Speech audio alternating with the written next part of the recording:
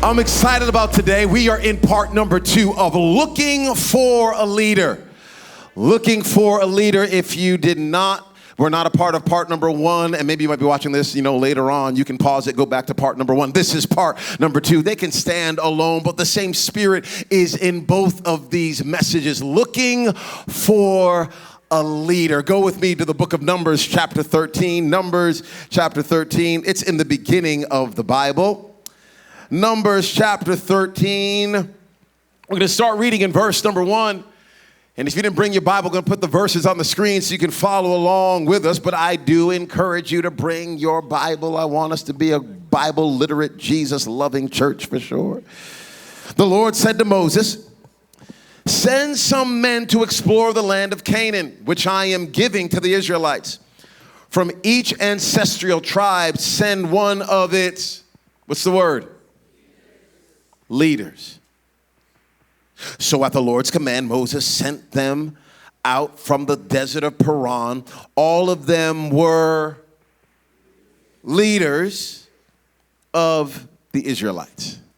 Leaders. Okay, a little bit of backstory for some of us here. The children of Israel, they are God's kids. First 5 books of the Old Testament called the Torah. This is like the foundation. This is the story of how things got started for them. And these beautiful children of Israel had just come out of bondage. They were in bondage for some 400 years. This bondage that they were in was actually told long ago to a man by the name of Abraham in the book of Genesis. I believe it's around Genesis chapter 15. God's having interaction with Abraham. He says, "Hey, I've got a lot of promise for you. I got some things for your future. Your descendants will be numerous. It's going to be amazing how I'm going to bless the world through you. But your descendants will also be in bondage for about 400 years. It's a message we talked about a while ago called a complicated blessing. God says, I've got something great for you, but just so you know, there's some complications with it too. So they've been in this bondage for 400 years. Understand that even though they had these pain and problems, it did not stop what God had in store for them. The promises of God are still good, even when you and I are facing opposition. Amen? Even when you're dealing with the hell of life, the promises of God are yes and amen. When you have buried a loved one, when you have buried a dream, when you feel like your hope, please understand that God says, I have the ability to bring resurrection life even to the darkest situation. And here they are, 400 years in bondage. Maybe people are thinking God forgot about them. He had not forgotten about them. He sends Moses in. Moses says, let my people go. I'm here on behalf of God. And with a mighty hand and an outstretched arm, God brings his kids out of bondage. So they make their way out of bondage. They make it through the Red Sea, all these wonderful things. They've got this promise here. And now there are 12 spies, 12 leaders. The God is saying, I want them to go scout the land that I already promised to my people. This is Jason Bourne. This is Ocean's 8 without the robbery. This is a group of people that are supposed to go scout the land that God already said belongs to them. They just have to go and find out what's the land like. These 12 individuals, these 12 leaders are about to go into the land, and when all of the children of Israel moves into the promised land, they go from being nomads to now finally having a home, like they can put their roots down. Some of us have been in transitional housing, or you have gone from apartment to apartment to apartment, couch to couch to couch, house to house to house. You feel like there hasn't been a lot of stability in your life. You just can't wait to find that forever home. Shoot, some of y'all been going from church to church to church looking for the place that I can finally call home. Well, welcome home. We are glad that you are here where you can put your roots down and you don't have to wander anymore. This is what these 12 spies are about to give to all of these people. You're about to have stability. You're about to have your life more peaceful. You're about to receive what God promised you. So out of these 12 here, look at this in verse number 4. Look at this. We actually get the names of these 12 leaders. I'm going to look at one of them. Verse number 4. These are the names from the tribe of Reuben, Shemua, son of Zakur, not Tupac. He is dead, y'all. He is dead. From the tribe of Reuben, Shemua. Okay, so this is just the first name. You can read the rest of the verses later, and you'll discover that from every tribe, one leader is picked. So you see this guy named Shemua. You don't know him. I don't know him either. But I was like, how did this guy get picked? Well, go with me to Numbers chapter 1. Numbers chapter 1. Look at this. Numbers chapter 1. Verse number 20. Verse number 20. Numbers chapter 1.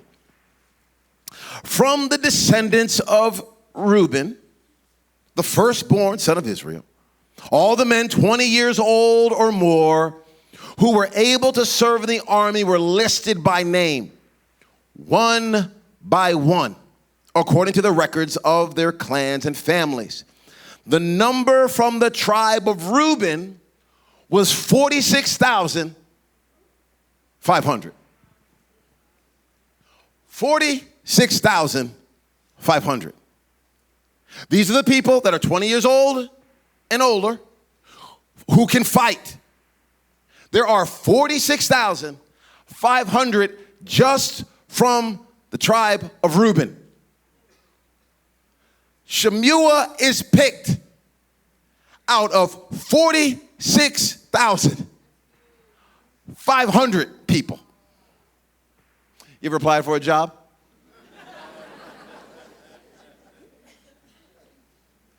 If there are 46,500 applicants, some of y'all ain't even putting you're not even putting in your application. You're like, I'm not even doing it. I'm not even doing it. They're like, oh yeah, come on in. Number 39,748, come on in. Wait, what? Okay, I'm going someplace else. Out of 46, okay, how about this housing market, at least in Dallas, was crazy. Okay, it was crazy. If you were a first-time home buyer, trying to get a house in this housing market here recently, you needed an act of God. If all you had was 3%, and you put your 3% together, you were like, Lord, provide this 3%. And you finally got your 3%, and you brought it to that homeowner. We want to buy your house. FHA loan, hook us up. That homeowner had 17 other people. Cash offers over asking price, and then looking at you, and they're looking at cash. They're going, sorry, player, I'm going with cash. You're writing letters. Oh, our family, we were refugees. You never were. You're lying. We wandered around for years and years and years. And finally, we found a home, but it's not the home of our dreams. Your home is. Take our 3% and accept us. Now, some of y'all, you got it. You got that home. Woo, and there were 17 other people, and you got the house. You're like, this is God. You better open up your home for a connect group, too. The Lord gave you that house.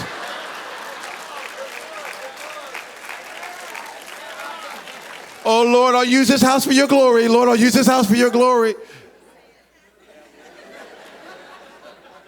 I'm calling receipts, okay? You got the house out of 17. It's a miracle. This guy, out of 46,500 people, they said, you're the one to represent us. You can walk down the line at the rest of the names, and each of them are leaders of leaders. These are, if ESPN was doing a top 5 quarterback, all of them are in the top 5. These are blue chippers. These are the type of individuals that a franchise would want to draft first round because they know that this person will change the whole franchise. This is a Tom Brady. Sorry to use a cuss word in church. This is a Dak Prescott. This is Ronaldo, Messi. This is a person that will change everything. This is not some rag of, some of y'all, you're dating some dudes right now. Scrub.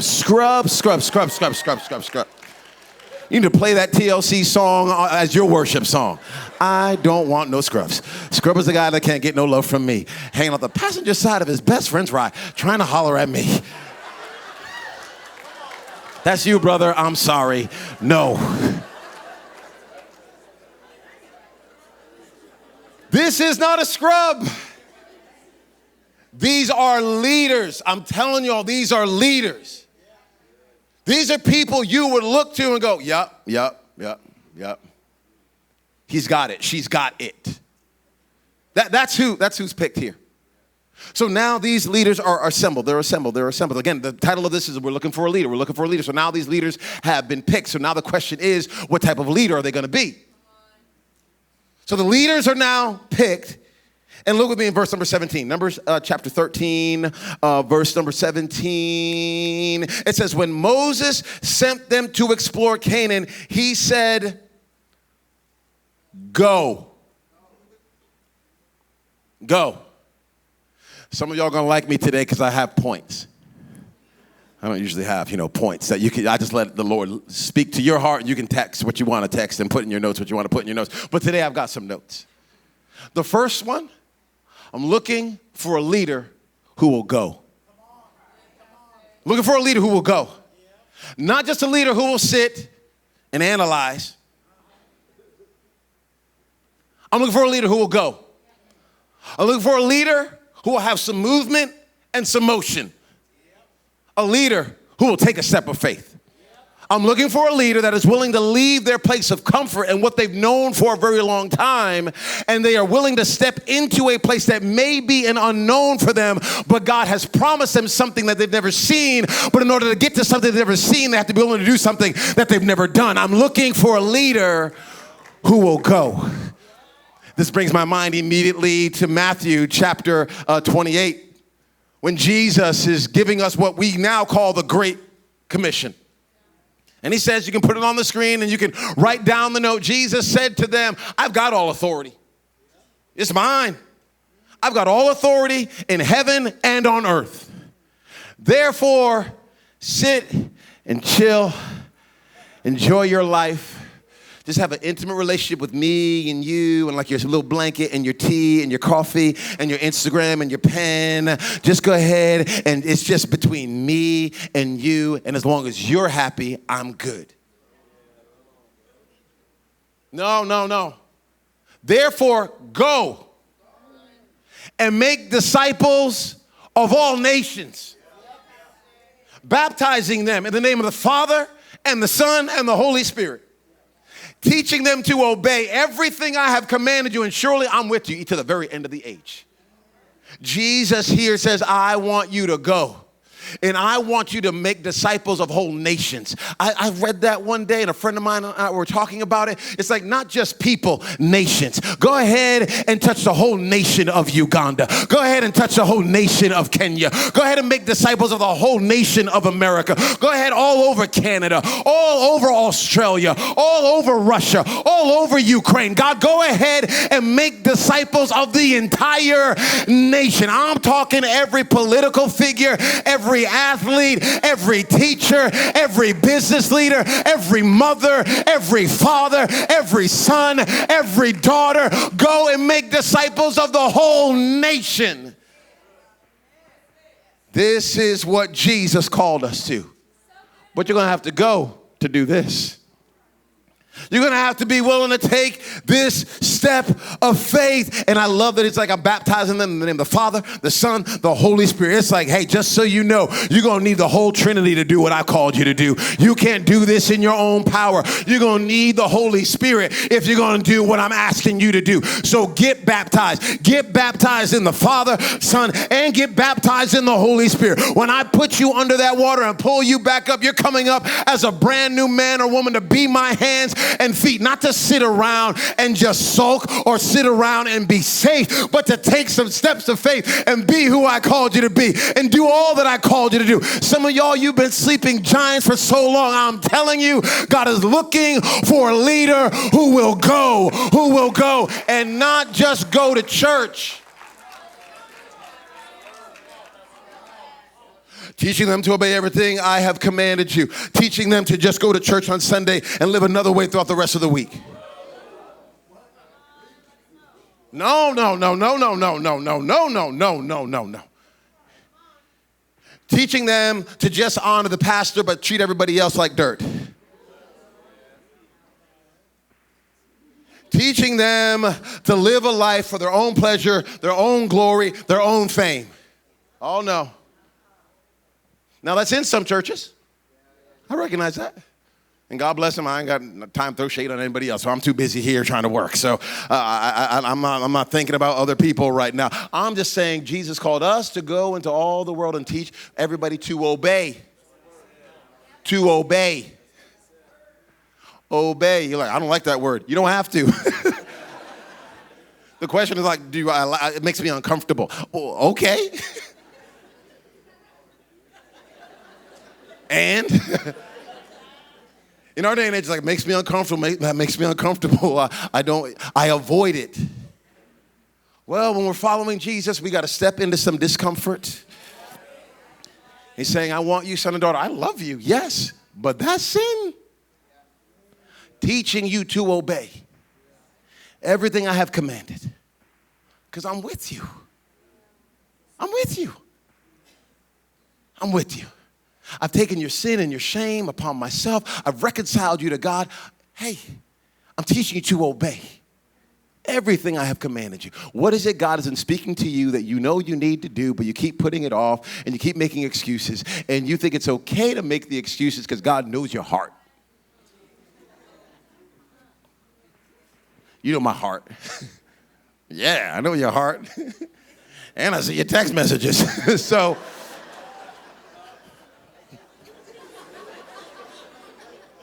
something's going to have to change. The good news is His grace is there. His love is there.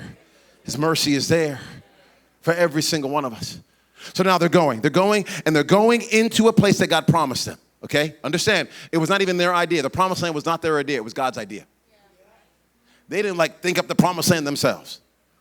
God said, I've got this set aside for you.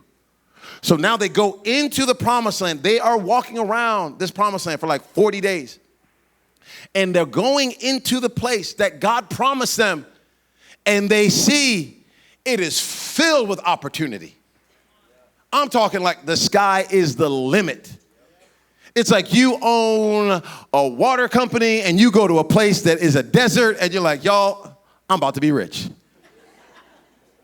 You walk into a place that is filled with teenagers and there's acne everywhere and you've got, what's that acne medicine called? Proactive. There it is. Proactive. And teenagers, just so you know, don't let anybody tell you you're ugly when you're walking through that season right there, okay? It's fine. You're beautiful. It's all part of the process. You're going to come through that. You're going to be just fine, okay? They're all going to be hating on you later when you come back for that school reunion. Just tell them to wait. You're sitting at that lunch table by yourself. Just tell them to wait. I'm going to come back. I'm going to own this whole school. They walk into a place filled with opportunity, but also it's filled with obstacles. Because anytime, and you can write this down, put it on the screen, anytime God calls you to take a step of faith, anytime, there will always be, not sometimes, There will always be opportunities, and there will always be obstacles. Why do we keep being surprised by this? Why is it that we keep going, Lord, you called me to it. Why is this happening? When did I tell you that if I called you to it, there would not be obstacles? I never even made that promise. Who put that promise out there? I told you I can get you through obstacles. Matter of fact, I told you in the world you will have trouble, but you can be of good cheer in the midst of the trouble because I have overcome the world. So here, they are walking through for 40 days. They are seeing the opportunities everywhere. They're also seeing some obstacles. Now, the opportunities are so crazy, y'all. They are seeing things like grapes that they have to hold between two dudes. They have to carry grapes like on a pole. It sounds fictional. And then I had cotton candy grapes. You ever had these from Costco? If somebody would have told me 15 years ago that there was going to be a grape that could taste like that and crunch like that, I wouldn't have believed them. So here is, this really happens. There's these massive grapes. They are walking through. They're like, dang, this is amazing. But there's some problems.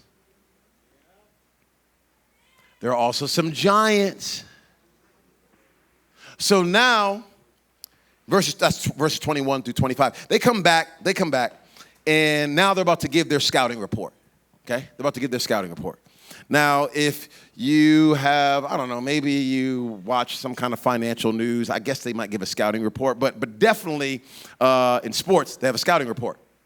Scouting report is when somebody will watch the team you are about to go up against. This happened to me when I was in college. Our assistant coach would watch the team we were about to play, and he would come in and he would give us the scouting report on that team.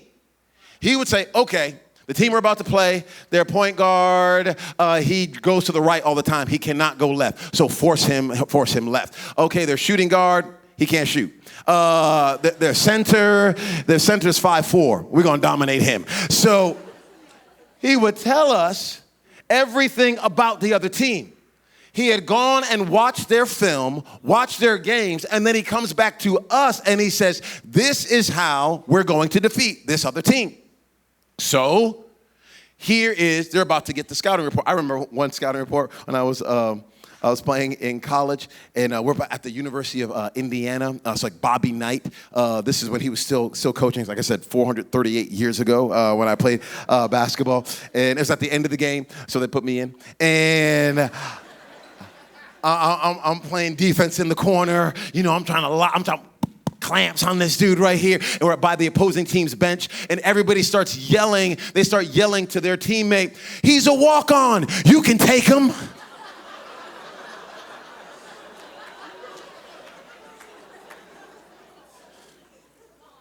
I started crying right there on the court, y'all. Now, I was like, how do they know that I'm scouting report? So there was their coach going, hey, when number 11 gets in the game, you're fine. You don't have to worry about him. But I did score 3 baskets real quick in those 3 minutes. Ended up in the newspaper for the first time. Slight flex. And be praying for me this upcoming Tuesday night. We are in the championship game, so be praying that we defeat this other team. I cannot tell you the name of our team. I guess I can. I'll just tell you all this. I didn't name it. It's called Ultimate Hoochie Daddies. That's the name of our team.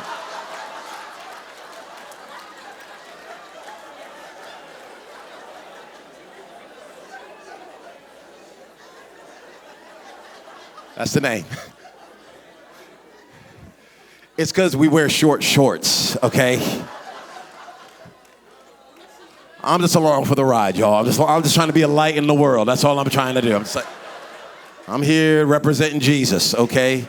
In these Daisy Dukes. If you don't know what those are, don't look it up. So here, Scouting report. They come back. They're going to give their scouting report. Look at the scouting report. This is them. Verse number 27 of chapter 13. They gave Moses this account. We went into the land to which you sent us, and it does flow with milk and honey. Here is its fruit. Woo! But the people who live there are powerful. The cities are fortified and very large. We even saw descendants of Anak there. Skip down with me to verse number 31. We can't attack those people. They are stronger than we are. And they spread among the Israelites a bad report about the land they had explored. They said, the land we explored devours those living in it. All the people we saw there are of great size. We saw the Nephilim there. The descendants of Anak come from the Nephilim. We seem like grasshoppers in our own eyes, and we looked the same to them. This is their scouting report. Okay, I watched film on the other team. Okay, their point guard, he's legit. Their shooting guard, a bucket. Their small forward, you ain't gonna be able to stop them. I just want all of y'all to know we're losing by 40. Tonight, we're losing by 40. That's the scouting report. You're done. You're not gonna win. It's over before you even start. Let's bring it in, y'all. Let's bring it in. Let's bring it in. Butt whooped on three. Butt whooped on three. 1, 2, 3. Butt whooped.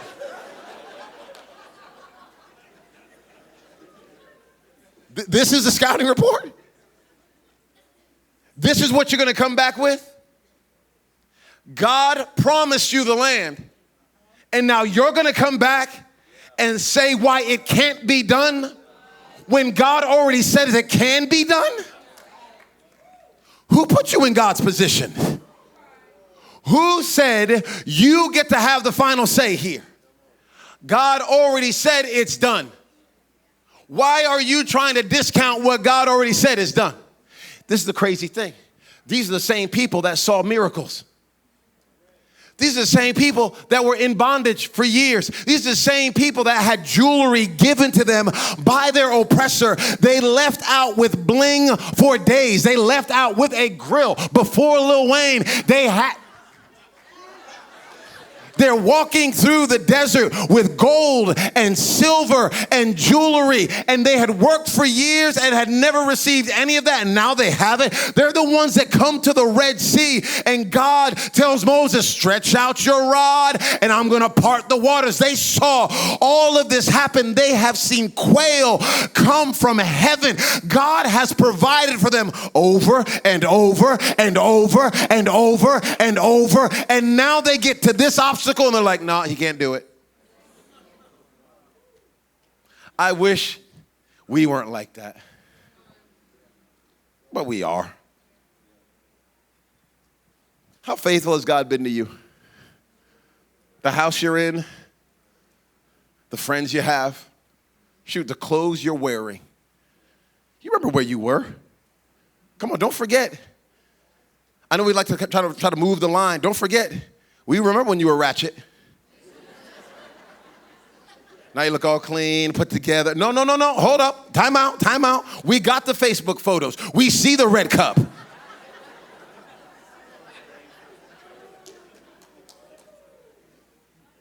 And now we forget that the same God that restored us and changed us and transformed us, the same God that got us through abuse and divorce and debt and difficulty, the same God that carried us through loss and pain and despair, the same God that brought us through all of that stuff is the same God that is with us right now. I'm looking for a leader. God is looking for a leader that will see problems through the filter of what God promised. Because they changed their filter. They changed their filter. They started in Numbers chapter 13, verse 33. They started looking at their lives through the filter of their giants. You put it on the screen for me, Numbers chapter 13, verse 33. They started looking at their situation, not from God's perspective, but from the giant's perspective. They're quoting the giants. We look like grasshoppers in our own eyes, and we look the same to them. They told us, you look like a grasshopper. I don't know if they talked to the giants. I don't know if they sent a text to the giants. I don't know how they knew what the giants thought about them. Maybe they just assumed this is what the giants were saying about them. I do not know. But what I do know is they did not come back with what God promised. They came back with what the giants said. But a couple leaders get it right. A couple leaders, oh man, they get it right. Look at Numbers chapter 13, verse 33. Everybody's talking. They're giving the scouting report. And Caleb speaks up. He silences everybody. Shut your mouths. Be quiet. Put your phones on. Do not disturb. I got something I want to say. We should go up and take possession of the land, for we can certainly do it. We can certainly do it. I'm going to tell you right now, there's always going to be a reason that something can't be done. There will always be a reason that you shouldn't believe. There will always be a reason that something can't happen. But I'm going to ask us to believe in Jesus anyway. I'm going to ask us to trust God anyway. There's always a reason you won't be able to adopt. There's always a reason you can't get get into the school. There's always a reason you can't be who God has called you to be or do what God has called you to do. There's always a reason that your past or your present or who you're married to or what you look like or your gender or the school you went to. There's always a reason it can't happen. I'm just saying, if God promised it, believe Jesus anyway. Believe Jesus anyway. Well, I mean, you can't be white and adopt somebody that doesn't look like you. You can't be black and adopt somebody that doesn't look like you. Well, you can't have your GED and get a great company off the ground. Oh, you can't have your PhD and serve like this. Oh, there's all these reasons. God says, I promised you this. Who said you can't keep walking in your purpose while you're sick? I promised you this. Who says you cannot believe me for miracles even though you're in debt right now? I promised you this. So these leaders, they get it right. And they start to speak life, because we're looking for a leader who will speak life. We're looking for a leader who will speak life. We're looking for a leader who will speak life. Everybody can tell you why it can't be done. We're looking for a leader who will speak life. We're looking for a leader who will look at dead things and go, yeah, it's impossible. But with God, all things are possible. So I know he can save anybody at any point in time. That marriage is not too far away. That teenager's not too far away. That family's not too far away. You're not too deep into pornography. You're not too deep into debt. You're not too deep into depression. I'm telling you that God has the ability. Jesus already went lower than that and defeated death, hell, and the grave. So since he already did that, he can do that in you as well. This is what our God is able to do. There's always a reason not to believe. Believe in Jesus anyway. Looking for a leader who will speak life. You know that negative person at your job, you can't stand him. You got an idea? You're like, oh, I see her. I see him. Trying to avoid. You don't want them getting a hold of your baby. Your idea. Because they'll try to kill it before it has a chance to even mature. Looking for a leader who will speak life. There will be problems with your connect group. Yes. There will be problems in your marriage. Yes. There'll be problems when you're a parent. It's going to happen. Speak life anyway. If you're going to try to get a business off the ground, it's not going to be smooth and easy. My friends,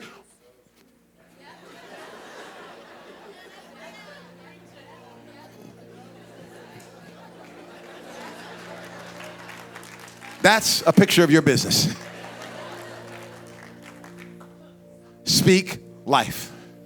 Yeah, you got to deal with, there's giants there. Just don't put a butt in front of it. God is able to do this, but they're giants. No. God is able to do this. There are giants. How are we going to deal with the giants? Matter of fact, God, I can't deal with them. You deal with them. Or give me a strategy on how to deal with them, because you're able to do exceedingly abundantly above all I can ask, think, or even imagine. We're going to get around this. Shoot, you didn't think you were going to make it through 2020. Look at you. I know you might be a little bit toe up, but look at you. I'm here. I don't care you still got your rollers in your hair. That's fine. You still look good. You made it. I'm looking for a leader with a different spirit. Looking for a leader with a different spirit. Numbers chapter 14, verse number 24. God's upset. He's upset. He says, but Caleb, these other people aren't going to go into the promised land, but Caleb, because he followed me wholeheartedly, that man, he has a different spirit. This is what I'm praying we walk in. Because there's no reason that we, in our own strength and power, can buy our new home and headquarters debt free. We don't have it like that. We can pay our bills as a church family, but we don't have it to just write the check. But I feel like God said, don't just ask for what you can do. Ask for what you can't do. So I just pray that we have a different spirit as we begin to approach this whole thing. I pray you have a different spirit as you approach your marriage, as you approach maybe a relationship that has been broken and it's not moving the right way. Approach it with a different spirit, like, God, you can do this and help me to decrease so that you will increase in all this. Not for my glory, but for yours. If you, Jesus, are able to do all you did in your death, burial, and resurrection, then surely you can handle everything else. A different spirit. He's looking for a leader who will go, yes. Looking for a leader who will have that different spirit while they go. And that's you. I'm looking for a leader. He's looking for a leader. It's you. Tell the person next to you, say, it's you, it's you, it's you. Tell them it's you. In the chat, put in the chat, it's you, it's you. Additional seating, it's you, it's you, it's you. If you don't mind, friends, bow your head for just a moment. If you're under the sound of my voice, you've never given your heart and your life to Jesus. You never made him first. You never made him number one. You never made him the boss of your life. Never made him the ruler of your life. I'm not asking, do you have a Bible? I'm not asking, do you think you're a good person? To understand that your sin has separated you from God. But Jesus reconciled the world to God through his death, burial, and resurrection. And by faith today, by faith in Jesus, you have a brand new start. If that's you, you've never given your heart and your life to Christ. Or one point in time you did, you slipped away, you're on your own path, going your own way, doing your own thing. And today you're saying, I don't want to go on my own path anymore. I want to go on his path. I don't want to follow in my own way. I want to follow the way of Jesus. If that is you, on the count of 3, I just want you to do something simple, but something bold. I just want you to throw your hand in the air and say, yeah, that's me. I want to give my heart and my life to Christ. Ready? 1, 2, 3. Just throw your hand up in the air and say, yep, that's me. We got friends all over the room. Come on, friends online. You're saying, yes, I want to give my heart and my life to Jesus. I don't want to be first. I want him to be first. I don't want to go my own way. I want to go his way. Come on, who else wants to get in on this prayer? Don't let the fear of who's sitting next to you stop you from responding to the grace of God in this moment. I'm going to ask everyone to do me a favor. Put your hand over your heart if you would not mind. And I want everyone to repeat this prayer out loud after me. Say, dear Jesus, I ask you to forgive me of all my sins. I admit I've made mistakes. And today, I give you my heart. I give you my life. Give me the power to live for you in Jesus' name. Amen and amen. Can we lift our heads up, clap our hands with enthusiasm? Come on, church.